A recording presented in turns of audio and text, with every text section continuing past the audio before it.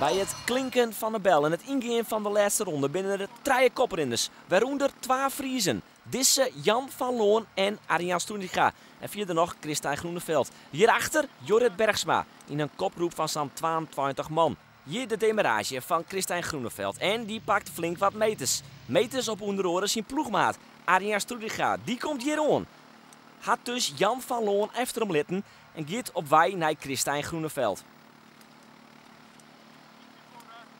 Jan van Loon wordt je inhellen toch een orenbammer, Jorrit Bergsma. Maar die komt te let, Bergsma. Op ziek naar zijn tweede oerwinning, maar dat helpt er net. Het gaat tussen deze 2 mannen. Achterin Arjen Stoendinga en een man voorop Christijn Groeneveld. Kin Stoendinga hem nog achter de hel in? Nee, is het antwoord. Christijn Groeneveld is de grote man joert in Elburg en gaat er van terug met de oerwinning. Zijn eerste oerwinning als Nederlands kampioen Natouris. De tweede man is Ikkenbammer, Arjan Stoendinga. En ook in het Ego's, de nummer 3 komt uit de ploeg van Jillet Anema, Jorrit Bergsma. Een unieke prestatie dus, 1, 2 en 3, bam.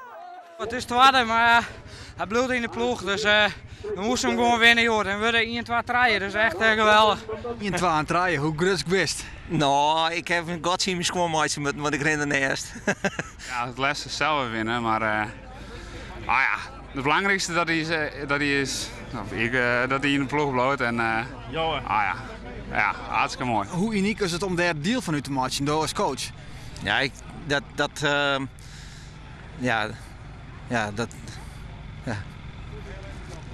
Je wint voor. Nee, dat is uniek. Bij de vrouwelijke Eggien Frieske winnaar Carla Zielman is maar het 4e plak de beste Fries.